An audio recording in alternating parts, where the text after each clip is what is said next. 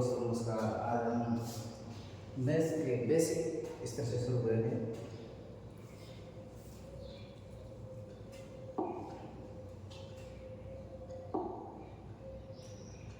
Maths को गणित को पढ़ने से पहले अपने को सबसे पहले संख्या पद्धति का ज्ञान होना चाहिए।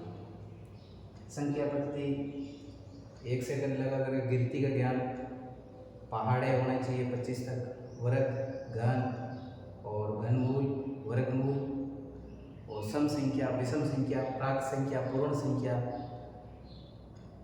इत्यादि संख्याओं के बारे में हमें अच्छे से जानकारी होनी चाहिए। सबसे पहले अपन संख्या पद्धति को अच्छे से समझेंगे। जैसे कि एक से लगा करके अपन गिनती 100 तक इनको अलग अलग प्रक्रमों में बांटेंगे। यदि यही संख्या 0 से शुरू होकर के 1, 2 और अनंत तक चलती है, अनंत तक, और एक संख्या शुरू होती है 1 से लगा करके 2, 3 जो भी है, ये भी अनंत तक चलती है। जो संख्या 0 से शुरू होती है, जो संख्या 0 से शुरू होती है, 0, 1, 2 और अनंत तक, ये संख्या पूर्ण संख्या है। ये संख्या पूर्ण संख्या है, ठीक है। और जो संख्या 1 से शुरू होती है, 1, 2, 3 और अनंत तक चलती है, वह है संख्या प्राकृत संख्या कहलाती है। प्राकृत संख्या कहलाती है। आपको अच्छे से समझना है कि जो संख्या 0 से शुरू होती है वो पूर्ण संख्या है। जो संख्या यानी 0 इसमें से हट गया है और 1 से शुरू होती है अनंत तक चलती है, वो प्राकृत संख्या कहलाती है। 0 से शुरू हो पूर्ण संख्या और 1 से शुरू है वो प्राकृत संख्या। तो अच्छे से समझ में आ गया, आई होप, मुझे विश्वास है कि आपको ये दोनों अच्छे से समझ आ गए। चलो इससे आगे अपन बढ़ते हैं। प्राकृत और पूर्ण संख्या क्लियर हो गए ना? प्राकृत और पूर्ण संख्या अच्छे से समझ में आ गई ना? ठीक है, इट्स ओके। अब चलो आगे बढ़ते हैं। अब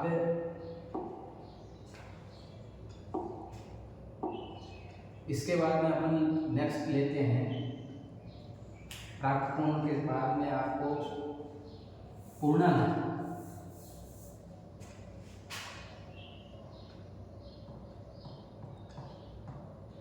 पूर्णांक संख्या क्या है? ध्यान देना, पूर्ण संख्या अलग है, पूर्णांक संख्या अलग है। पूर्णांक का मतलब होता है जो संख्या जैसे पूरा अंक में विभाजित है, जैसे कि 3, ये पूरा अंक है, कोई पॉइंट में आगे किसी संख्या नहीं है, 4 है, 6 है, 7 है, -3 है। पूर्णांक में भी ये माइनस ऋणात्मक और धनात्मक बोल सकते हैं। -3 ये जैसे पूर्णांक है लेकिन कैसा है, माइनस में है। ये जैसे पूर्णांक है लेकिन कौन सा है, प्लस का 3 है। तो माइनस की भी पूर्णांक में संख्या आ सकती है, -7, -8, ऐसे अनंत तक कोई भी कोई सा संख्या आ सकती है, ठीक है।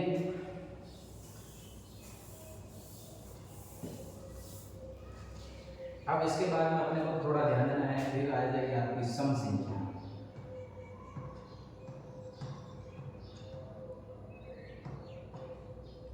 ये आ जाएगी विषम संख्या।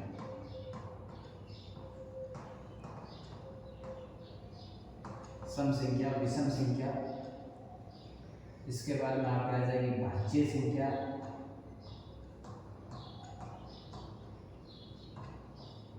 अभाज्य संख्या,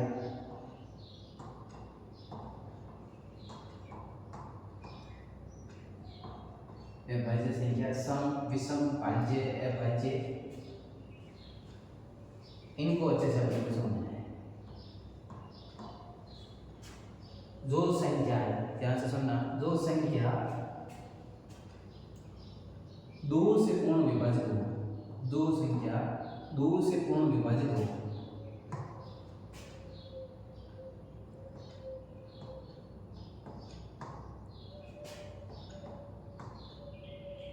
संख्या, ऐसे बहुत सारी संख्याएं हो सकती है, अनंत तक हो सकती है संख्या, जो संख्या 2 से पूर्ण विभाजित हो। जैसे कि ये 4 है, 4 में 2 का विभाग जाता है, 6 में 2 का जाता है, 8 में 2 का जाता है। ये जो संख्या 2 से पूर्ण विभाजित है वो क्या कहलाती है? संख्या सम संख्या कहलाती है। अब कभी कभार आपको पता है कि अपन भाग दे करके भी पता किसी संख्या का पता करना है कि सम है विषम है, तो अपने को जैसे कि ये संख्या है, अब ये पता करना सम है विषम संख्या है, तो अपने को ध्यान देना है कि यदि इसका इकाई अंक, इसका इकाई अंक ये 2 से विभाजित है, जैसे इकाई अंक 0 आ गया यदि सम है, इसका इकाई अंक 2 आ गया सम है, इसका इकाई अंक 4 आ गया सम है, इसका इकाई अंक 6 आ गया सम है, इसका इकाई अंक 8 आ गया सम है, इसका इकाई अंक 0 वापस 0 आ गया, 10 में 0 मौजूद है, इसमें वापस से इकाई अंक 2 आ गया, यानी वापस यदि 2 या 2 से विभाजित है वो संख्या सम कहलाएगी। आगे कितनी भी बड़ी संख्या हो अपने उस पर ध्यान नहीं देना है, इकाई अंक पर ध्यान देना है। जैसे कि मैं मान लीजिए आपको एक संख्या देता हूँ, भले कितनी भी बड़ी संख्या दे दे अपन, 4, 6, 8, 5, 4, 3 और 2, अपने को कहते ये सम है विषम संख्या पता करना, तो अपन डायरेक्ट इसका सीधा इकाई अंक देखेंगे, इसका इकाई अंक देखेंगे और इकाई अंक क्या है वो 2, यानी 2 से 2 है वो 2 से विभाजित है, इसका मतलब ये सम संख्या है, ये सम संख्या। यदि माना कि यहाँ जैसे कि यह संख्या 8 हो जाती है, तो बोलो 8 2 से विभाजित है कि नहीं है? 2 से विभाजित है, इसका मतलब सम संख्या है, इतनी बड़ी सम संख्या है। यहाँ सपोज दैट 6 हो जाते तो भी ये 6 2 से विभाजित है कि नहीं है? 2 6 से विभाजित है, इसका मतलब ये भी सम संख्या होगी। इसलिए सम संख्या आपको अच्छे से समझ में आ गई होगी।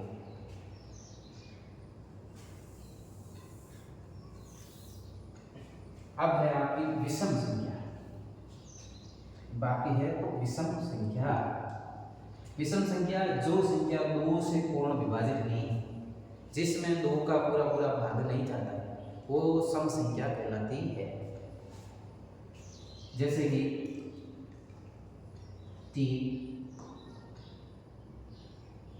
3 में 2 का पूरा पूरा भाग नहीं जाता है, 5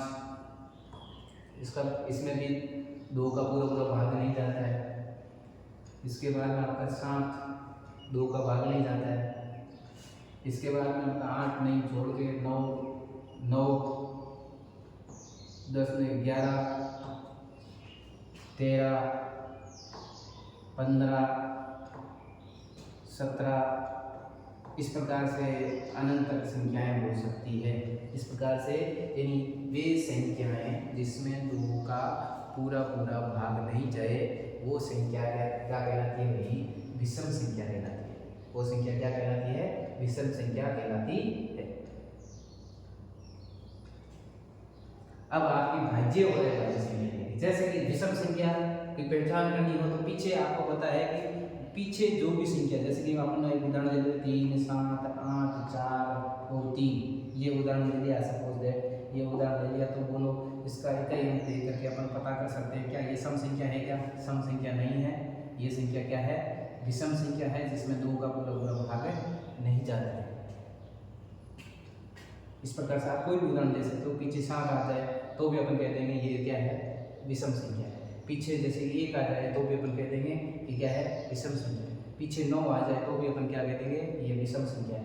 पीछे 7 आ जाए, पीछे 5 आ जाए, इकाई अंक 3 आ जाए, 5 आ जाए, 7 आ जाए, 9 आ जाए, 1 आ जाए या 11 आ जाए, 13 आ जाए या 3 आ जाए, कोई भी आ जाए, 5 7 वापस ही रिपीटेड हो गया। देखो 3 5 7 कितनी भी बड़ी संख्या है तो अपने को इकाई अंक देखना है कि इकाई अंक में 2 से विभाजित नहीं है, वो संख्या क्या कहलाएगी? विषम संख्या।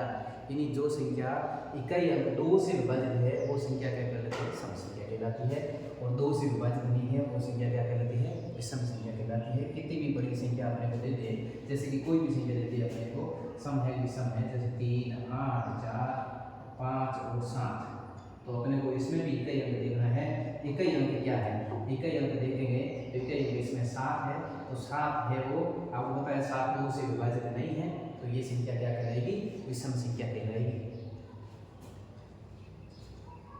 अब आपको मैं जैसे एक संख्या पूछ रहा हूँ, आप खुद सोल्व करोगे, जैसे कि 3 4 5 6 7 और 4।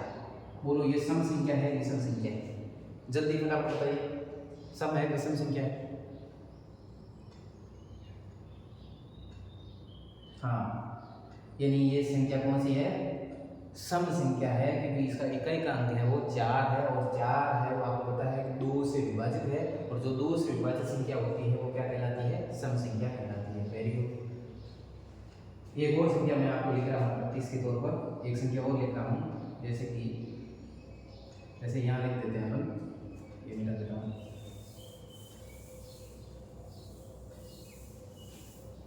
एक संख्या मैं लिख रहा हूँ जैसे कि 3 4 5 7 3 और 3। बोलो ये सम संख्या है विषम संख्या? बताइए, फटाफट बताइए, सम संख्या है विषम संख्या? बताइए, बोलो। 3 इकाई का अंक क्या है? 3 है। बोलो 3 2 से विभाजित है क्या? 3 से विभाजित नहीं है, इसलिए ये विषम संख्या है। इतनी बड़ी संख्या है वो क्या है? विषम संख्या है। और विषम संख्या आपको पता है कि पीछे वाला इकाई का अंक 2 से विभाजित नहीं है, इसलिए ये क्या है? विषम संख्या। वेरी अच्छा, आपका अच्छा आंसर है। बिल्कुल बिल्कुल बिल्कुल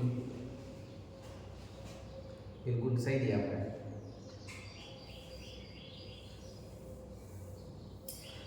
चलो, ऊपर वाले सम और विषम आपको समझ में आ गया होगा। अब आपको मैं समझाना चाहूँगा भाज्य एवं अभाज्य संख्या। भाज्य एवं अभाज्य संख्या। भाज्य संख्या, देखिए भाज्य संख्या क्या है? ऐसी संख्या, ध्यान से समझना कि भाज्य संख्या कौन सी कहलाती है? ऐसी संख्या जो एक व स्वयं के द्वारा भाज्य हो। ध्यान से सुनना, यानी ऐसी संख्या जिसमें एक का एवं खुद का भाग जाए, यानी खुद संख्या का भाग जाए, अन्य किसी संख्या का भाग नहीं जाता है, वो अभाज्य संख्या कहलाती है। वो क्या कहलाती है? अभाज्य संख्या। भाज्य संख्या क्या कहलाती है? जिसमें खुद एक व खुद के अलावा अन्य संख्या का भाग जाए, उसे क्या कहते हैं? भाज्य संख्या। एक बार फिर से सुनना, सॉरी मैंने इसका बता दिया, एक बार फिर से सुनना। भाज्य संख्या यानी खुद संख्या का इसके अलावा अन्य किसी संख्या का भाग जाए, वो भाज्य संख्या कहलाती है। अभाज्य संख्या यानी ऐसी संख्या एक व खुद के अलावा किसी का भाग नहीं जाए, एक व खुद के अलावा किसी का भाग नहीं जाए, वो क्या कहलाती है? अभाज्य संख्या। जैसे कि अब उदाहरण से अपन समझ लेंगे अच्छे से। जैसे कि भाज्य संख्या में मैं आपको दे दूं, जैसे कि 4 6 8 9 12, ऐसे बहुत सारी संख्या आपकी हो सकती है। अब देखिए भाज्य संख्या का मतलब मैंने आपको समझाया था, यानी ऐसी संख्या, यानी खुद का 4 खुद का भाग जाता है, नहीं जाता है? क्या 2 का भाग जाता है? इस संख्या के अलावा किसी अन्य संख्या का भाग जाता है? बिल्कुल जाता है। किसका जाता है? 2 का भाग जाता है। इसमें 6 में 6 खुद का भाग जाता है, 2 का भाग जाता है, 3 का भाग जाता है, यानी अन्य संख्या का भाग जाता है। इसका मतलब 6 संख्या क्या है? भाज्य संख्या है। 6 क्या है? भाज्य है। 8 में 2 का भी जाता है, 4 का भी जाता है, और 8 खुद का भी जाता है, तो ये 8 भी क्या है? भाज्य संख्या है। ध्यान देना, यानी भाज्य संख्या वो कहलाती है यानी खुद का और खुद के अलावा अन्य संख्या का भाग जाए।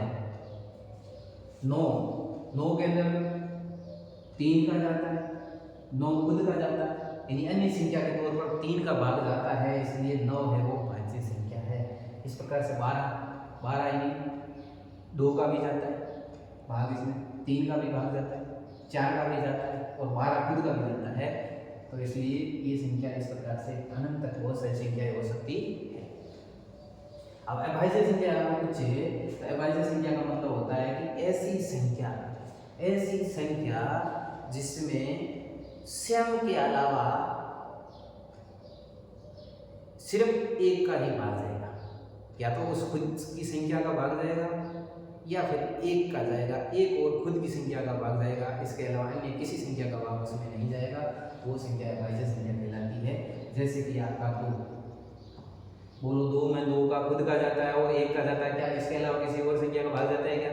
नहीं जाता, इसलिए 2 है वो सबसे छोटी अभाज्य संख्या 2।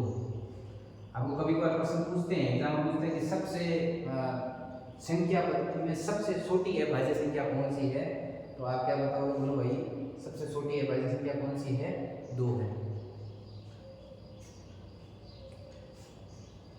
इसके अलावा देख लो, फिर 3 हो गई, 3 में खुद के अलावा किसी का भाग नहीं आता।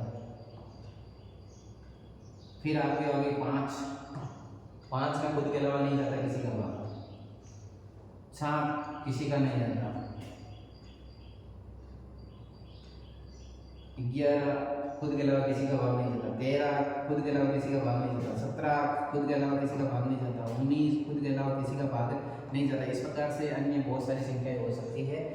तो अभाज्य संख्या का मतलब आपको अच्छे से समझ में आ गया होगा कि खुद के अलावा किसी संख्या का भाग नहीं जाए, एक का जाए, वो एक का तो सबका है। जैसे एक का भाग, जैसे 2 में 1 का जाता है, 3 में भी 1 का जाता है, 5 में भी 1 का जाता है, तो वो एक बात अलग, आप उसको छोड़ो। आपको सिर्फ और सिर्फ ये ध्यान देना है कि एक के अलावा और खुद के अलावा किसी संख्या का भाग किसी में नहीं जाए, वो संख्या क्या कहलाती है? भाज्य संख्या कहलाती है। समझ आ गया? एक बार स्क्रीनशॉट ले लो या अच्छे से उतार लो।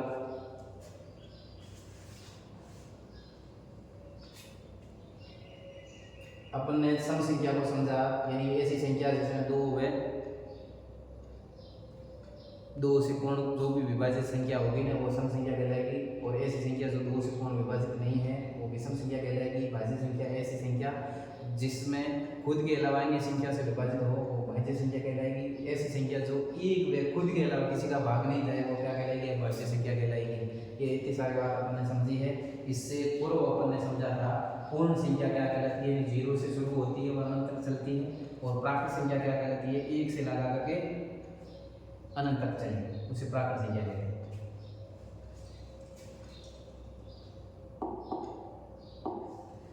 इससे अपन आगे बढ़ते हैं। अब आपको इन संख्या पद्धति में आपको सर्वप्रथम कभी कभार एग्जाम में ऐसे पूछते हैं सम संख्या, विषम संख्या, पूर्ण संख्या, पूर्णांक संख्या। अब अपन इससे आगे समझेंगे, जैसे आरोही और अवरोही क्रम में इन संख्या पद्धति को अवरोही, आरोही, आरोही क्रम में जमाना।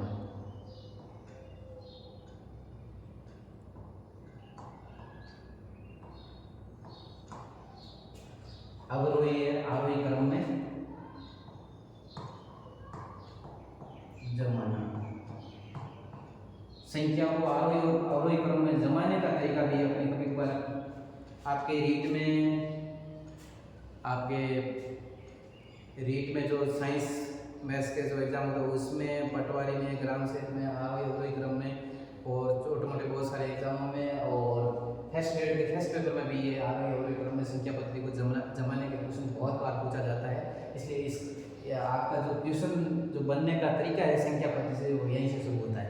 विशेष ध्यान देना, क्योंकि अपन इसको पहले तो जैसे मान लीजिए संख्या आपको कोई दे दे, जैसे कोई संख्या दे दे 3, 7, 8, 7, 9, 17, 5, 4, 8, 10, 15 और 13। अब इन संख्याओं को आपको कहे कि आरोही और अवरोही क्रम में जमाइए, आरोही और अवरोही क्रम में जमाइए, तो आप इन संख्याओं को आरोही और अवरोही क्रम में कैसे जमाओगे? तो सर्वप्रथम जमाने का जो तरीका आपको रहेगा, यानी इनमें ध्यान देना, अवरोही में शब्द की संख्याएं कितनी देखो, अवरोही में 1, 2, 3 और 4, इसमें कितने शब्द है? इसमें कितने शब्द है? 4 शब्द है। कितने शब्द है? 4 शब्द है। अब आरोही में कितने शब्द है? 3 शब्द। अवरोही और आरोही, अवरोही और आरोही में कितने शब्द है? इसमें है 4 शब्द है, इसमें कितने शब्द है? 3 शब्द है।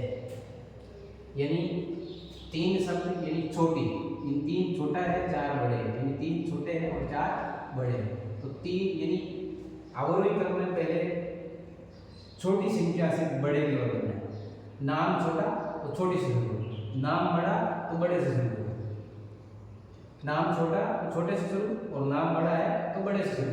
जैसे इसको अवरोही क्रम में जमाना है तो अपन कैसे जमाएंगे? अवरोही यानी नाम बड़ा तो बड़ी से बड़ी संख्या इसमें से ढूंढो। सबसे बड़ी से बड़ी संख्या कौन सी है? इसमें से 3 2 3 8 7 9 17 5 4 8 10 15 और 13। तो सबसे बड़ी से बड़ी संख्या कौन सी होगी बताइए? सबसे बड़ी से बड़ी संख्या इसमें 17 है। तो सबसे पहले कौन सी आ जाएगी इसमें? 17। इसके बाद में कौन सी आ जाएगी? 17 के बाद में 17 से जस्ट छोटी सी छोटी, 17 से जस्ट छोटी कौन सी है? देखो इसमें 2 3 8 7 कौन सी आ जाएगी? 15 आ जाएगी। 17 से जस्ट छोटी 15। 15 से जस्ट छोटी कौन सी संख्या आ जाएगी? 15 से जस्ट छोटी संख्या ढूंढिए इसमें से। 10 8 ढूंढो, इसमें से कौन सी आएगी? 10 आ जाएगी। 10 के बाद में कौन सी आ जाएगी बोलिए? इसमें 10 के बाद में 9 आ जाएगी। नहीं 13 रह गई भाई, ये 13 बोलिए। 15 के बाद में कौन सी आ जाएगी? जस्ट 13 आ जाएगी। और 13 के बाद में कौन सी संख्या आ जाएगी? 13 के बाद में जस्ट कौन सी संख्या आ जाएगी बताइए भाई? 10। और 10 के बाद में जस्ट छोटी संख्या कौन सी है? 9। और 9 के बाद में जस्ट छोटी संख्या कौन सी है? 8। 8 2 बार आ गया तो 2 बार लेना उसको, ठीक है। और 8 के बाद में जस्ट छोटी सी छोटी संख्या, इससे छोटी संख्या कौन सी आ जाएगी? आप ढूंढिए इसमें। 7। 7। और 7 के बाद में और इस 7 से जस्ट छोटी संख्या कौन सी है? ढूंढो इसमें से। 7 के बाद में कौन सी? देखो 6 है नहीं, 5 है, तो इसमें से ये 5 है। इस प्रकार से आपके छोटे से छोटे बड़े से यानी अवरोही में नाम बड़ा यानी शब्द बड़े तो बड़े से छोटे की ओर बढ़ना है। और आरोही में छोटी संख्या है तो छोटे से शुरू करना है और बड़े की ओर बढ़ना है। तो जैसे कि नाम छोटा तो सबसे छोटी संख्या पहले ढूंढो, कौन सी है? इसमें 2। इसके बाद में कौन सी है? 3। इसके बाद में कौन सी हुई? 4। इसके बाद में कौन सी है? 4 के बाद में देख लो कौन सी है? 5। इस प्रकार से आगे आपको अनंत तक बढ़ना है। अवरोही में नाम छोटा तो छोटे से शुरू करना है, अवरोही में नाम बड़े तो बड़े से छोटे की ओर बढ़ना है। तो आरोही और अवरोही आपको अच्छे से समझ में आ गया आपको। धन्यवाद। इससे आगे अपन कल नेक्स्ट देखेंगे।